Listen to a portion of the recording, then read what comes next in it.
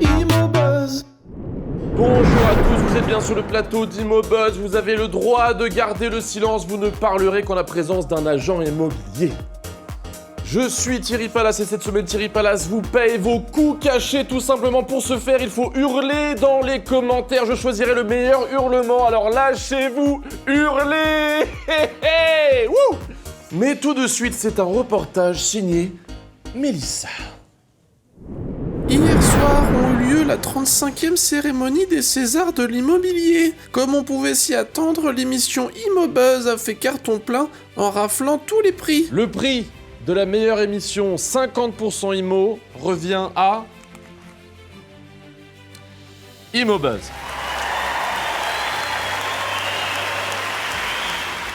À présent, le prix de la meilleure émission 50% Buzz revient à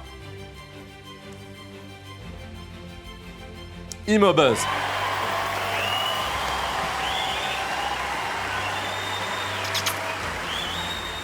Le prix de la meilleure série digitale revient à Les Amis de la Maison.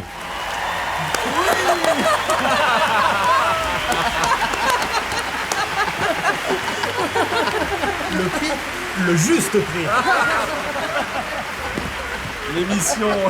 Ah oui. Le prix du meilleur Imoscope revient à cette bonne vieille Manu Melas. Non. Allez Manu, viens me rejoindre s'il te plaît. Voilà, viens chercher ton Non, prix. c'est bon, arrête. Tu mets tout le monde mal à l'aise, s'il te plaît. Manu, tu viens. Suce ma bite, Thierry. Bon allez, je te l'apporterai chez toi ce soir. On va enchaîner très vite. Le prix du meilleur présentateur revient à Sylvain Lafossette de l'émission Imoswag. C'est quoi ces conneries là? Ah non, pardon, j'ai mal lu.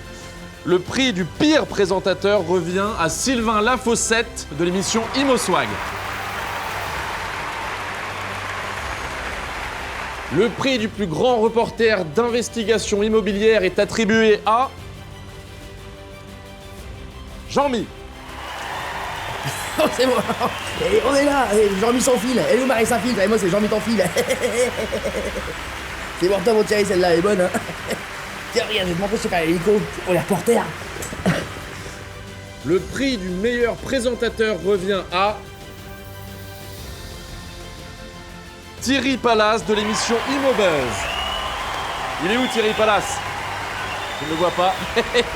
Non, c'est moi évidemment. Je suis insatiable. Merci à tous. Sagittaire, je voudrais partager ce prix avec toutes les femmes du monde entier qui sont quotidiennement harcelées par leur patron.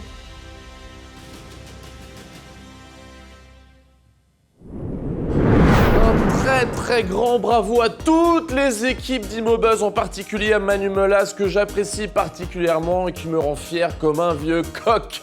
Tout de suite c'est pub.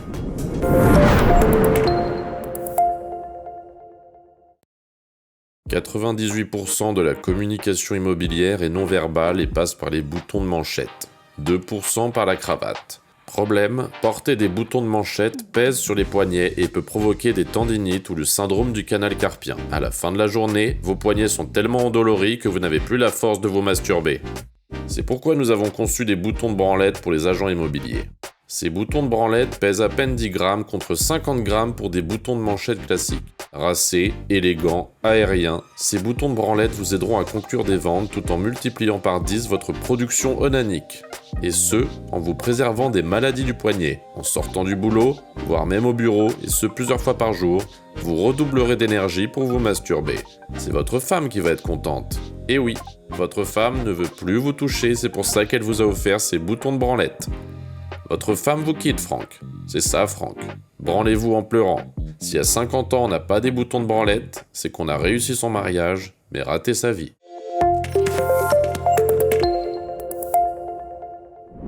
Très beau produit, mes enfants m'ont offert des boutons de branlette, j'adore les utiliser notamment quand je fais des treks, j'en porte également actuellement, et ça tombe bien parce que c'est l'heure de l'Imoscope présenté par l'attachante Manu Melas. Bélier, Prenez des vacances et oubliez ce patron toxique qui vous harcèle. PS, je suis bélier.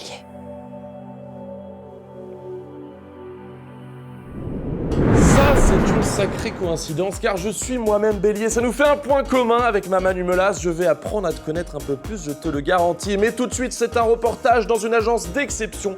C'est le Zoom Imo.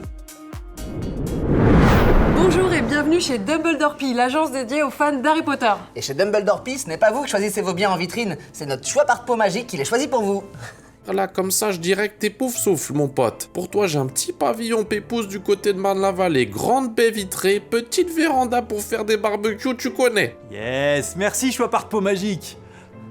Alors, si vous avez de la chance, vous pouvez tomber sur un grand château style Poudlard. Par contre, si vous n'avez pas de chance, ça peut être un placard sous l'escalier. Mais tous nos biens disposent d'un grand jardin pour que les enfants puissent jouer au Quidditch dehors, pendant que papa et maman jouent à des jeux d'adultes à l'intérieur. Si vous voyez ce que je veux dire. Je vois très bien ce que tu veux dire, ça me fait un petit peu frétiller la baguette magique. Hein. D'ailleurs, c'est ce qu'on dit, serpentard, gros que tard. Hein. Me touche pas, Gauthier. Je parle pas de nous, là. C'est dommage parce qu'elle m'excite bien ta croupe de feu, toi. Je vais te frapper, Gauthier. Là, elle est dans l'avant-bras. Nous mettons aussi à disposition des niches pour vos patronus, ainsi que des pancartes « Attention, patronus méchant !» afin de faire fuir les vilains moldus. Toutes nos maisons sont ultra solides parce qu'elles sont construites avec des murs... Non mais ça, je suis obligée de le dire, c'est vraiment minable. C'est drôle, ça les gens vont adorer, tu vois. Nos maisons sont extrêmement solides parce qu'elles sont toutes construites avec des murs Potter. Un budget, ça s'anticipe. Attention de ne pas vous prendre le mur de la voie 9 3/4 en pleine face, si vous voyez ce que je veux dire. De plus, nos biens sont tous dans le neuf, ce qui vous permettra de bénéficier d'avantages très intéressants niveau impôt, et ainsi d'échapper à celui dont il ne faut pas prononcer le nom. Il parle du fisc. Non, faut pas le dire le nom. Mais si, ils vont pas comprendre. Autre particularité, tous nos appartements ont des rideaux transparents. Transparents, ce qui fera plaisir à J.K. Rowling. Je sais pas pourquoi je suis revenue en fait. Expecto divorce. Mon petit vif d'or, laisse-moi t'attraper. Où est-ce que t'es? Tu pouvais faire qu'on fasse pick apart. Pick apart, c'était bien sur les Pokémon. Allez, reviens s'il te plaît. Oh. Expecto solo. Solum. J'ai jamais vu Harry Potter. Les dératiseurs, ces héros des temps modernes sans qui les grandes villes auraient sans doute succombé depuis bien longtemps au règne animal et à la peste. Ces gardiens silencieux veillent sur nos immeubles et les protègent inlassablement de l'envahisseur. Nous recevons aujourd'hui Barbara Gruyère, la première dératiseuse éthique de Paris. Barbara est tombée dans les toilettes quand elle était enfant et s'est retrouvée à vivre dans un égout. Par chance, elle a été recueillie et élevée par une colonie de rats qui lui ont appris à se nourrir, à lire et à se battre, mais aussi à dératiser. La suite, c'est Barbara Gruyère qui va nous la raconter tout de go sur le plateau d'Imobuzz. Barbara, bonjour. Bonjour.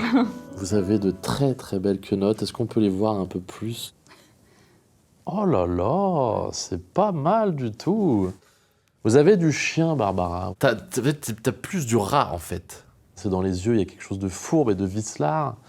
Ma Barbe, tu te décris comme étant une dératiseuse éthique. Est-ce que tu peux être plus précise, s'il te plaît?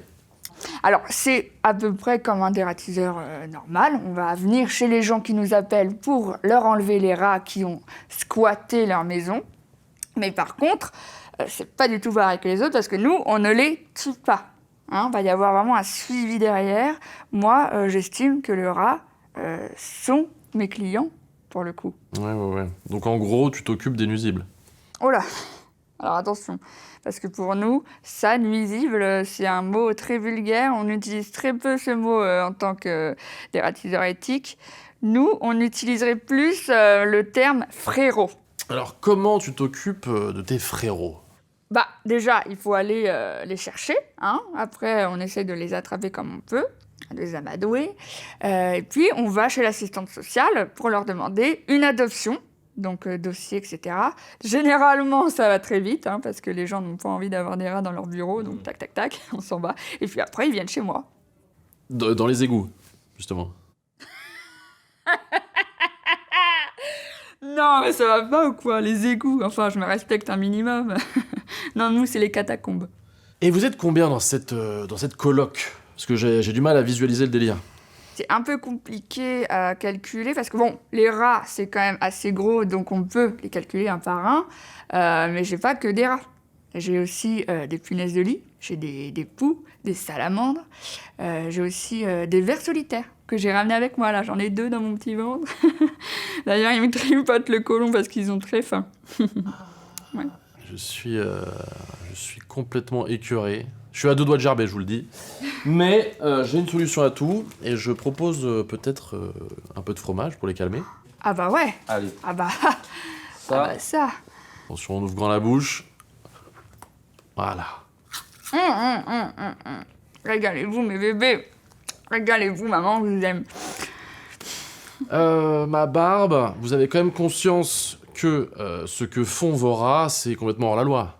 Je veux dire, de squatter un appartement comme ça sans paiement, sans payer de loyer, c'est du squat, tout simplement.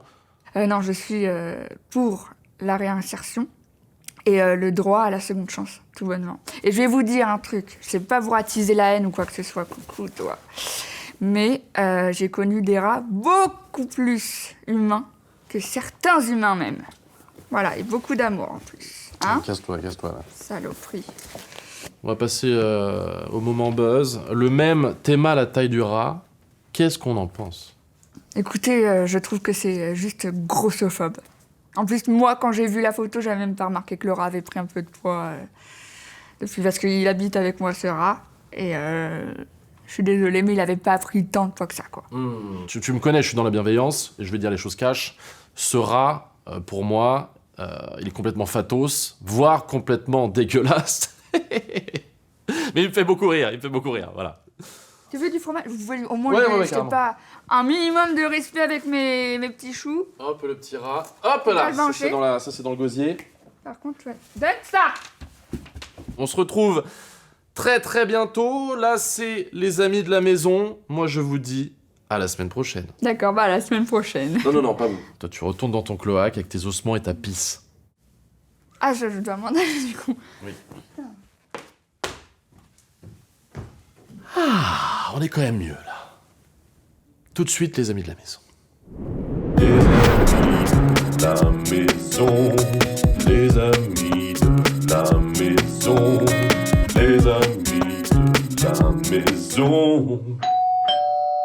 C'est pas mal comme ça, non? Oh oui! Et si je rajoute une très grosse poutre juste ici? Ah oui! Dis donc, Frédéric, qu'est-ce que c'est que ce beans juste? C'est pas du tout ce que tu crois, ma chérie. On était juste en train de faire un plan à 3. Un plan à 3? On est architecte, madame. On était en train de refaire le plan de l'appartement. Ah oui, un plan A3 à la taille du papier. Oui, c'est ça. Bah maintenant que je suis là, on peut faire un plan à 4. Coucou les amis, désolé pour le retard, mais j'ai eu un peu de peine à garer mon Audi A5. En plus, il y a pas mal de bouchons sur la 6. Ah mais oui, c'est vrai, t'étais à 7. Exactement, alors qu'est-ce que vous faites les copains? Eh ben tu tombes bien, figure-toi qu'on était en train de refaire l'appartement à 9.